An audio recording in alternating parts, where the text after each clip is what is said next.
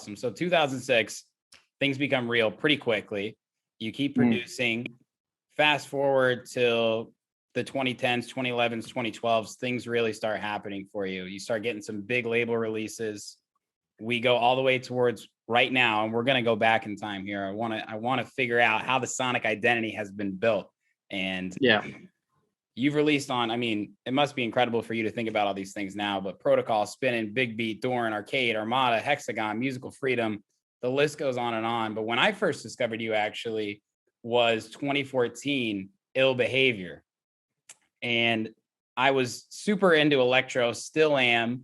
And it's really interesting to me because when I listen to that song now and I listen to where you're at, like some of your recent releases, Honey, we've got the pace there a little bit. And it's really cool. I went through all of your music over the past couple of weeks, and it's just very interesting. And the reason I want to discuss this track first is not only because it's an effing banger. Do you still drop it, by the way, at all?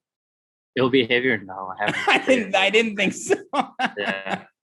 I went deep on your YouTube though, and you were sharing some songs when Steve Angelo was playing it, and I was like, hell yeah, this is so sick. Like, I mean, some of those early days, not that you weren't already doing really well in 2013, 2014, but were you like, holy shit, Steve Angelo's dropping this shit at festivals? Oh yeah, I mean, that record, yeah, that was definitely, I think, the first one.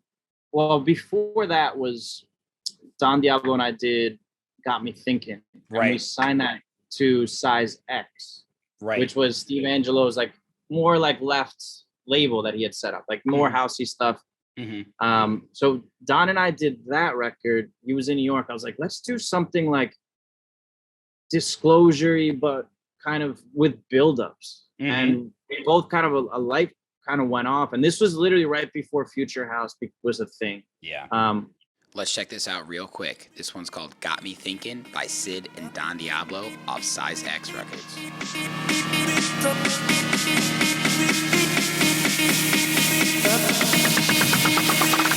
And it got me thinking.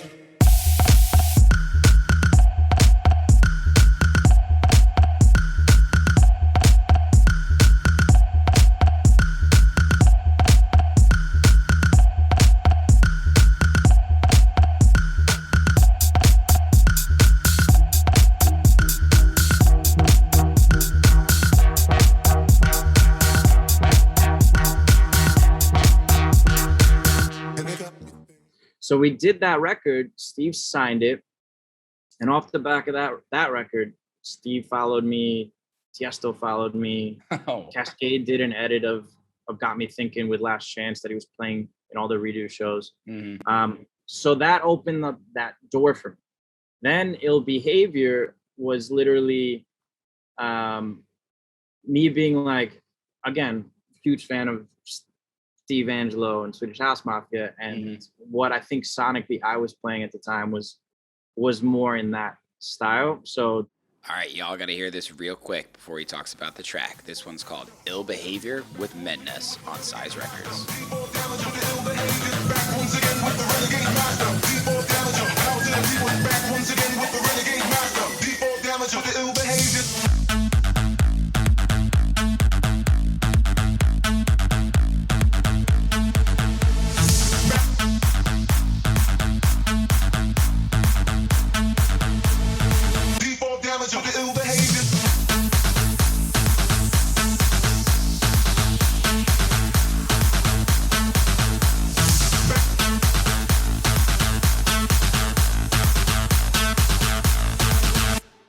Madness I did Ill Behavior with, is one of my best friends, and I was spending a lot of time in Miami.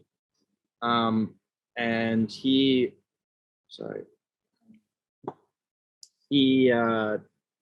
we were both hanging out, and we were with like a group of people, and someone had like a little speaker and started playing the original of Renegade Master. Me and him looked at each other like, no one's done this in a while. Yeah. So literally, we did it, and I was able to get it to Steve, and the couple records I did that one. I did She Wants to Deep, and both times I don't even think I sent him any other records. Like those are the ones that's like, I want these on Size. Like, let's see. And he always did the same thing. He'd answer, either it was email or on DM, and he'd be like, I forget what he would say. oh, I like it. And I'd be like, oh, okay, like, do you want to sign it? And then it would be silence. So like, and it worked out both times. Yeah. Where for Ill Behavior, I'd always try to get a record like right before Miami Music Week, because that, historically, it's like that's when music breaks. Of course. So I remember like maybe we sent it, or maybe even, I don't know, whatever it was, like around that time. And then we got down there and he was playing it everywhere. And I think he played, because what's crazy is, and I'm friends with them, but coincidentally, Sultan and Ed Shepherd had done the same sample.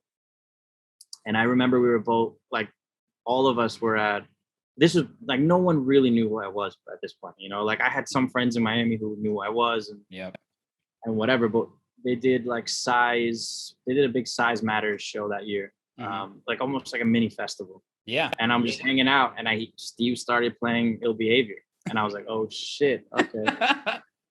And then Ultra was the same week, that weekend. And again, being in Miami so much, I got like a backstage pass and he like let us up on stage when he was playing and he literally fucking played it at Ultra and I was just like, holy shit. Right. And they timed it with like fireworks, no joke. Like pyro went off to our track. And I was just like, this is insane. But yeah, that definitely, like, I think, as far as me not relying on a collab or, someone else's who's bigger than me necessarily. Right. That was the moment I was like, oh shit, this is cool. Like they're playing it because it's good music, there's no other factor in there. And yeah, it just the same. Then the next year was She Wants to D, which is kind of similar experience, but yeah, I owe a lot to Steve. He definitely early on, he was the one who helped me like incredibly. So, hey, what's up? And thanks for watching that video. You looking for more content now? I got your back. Go to my YouTube channel right now, hit that subscribe button, and make sure you turn on all notifications so you never miss any upcoming exclusive artist interviews, Sherm in the Booth clips, new music, live sets, and more. This is your one-stop shop for everything electronic music. Cheers.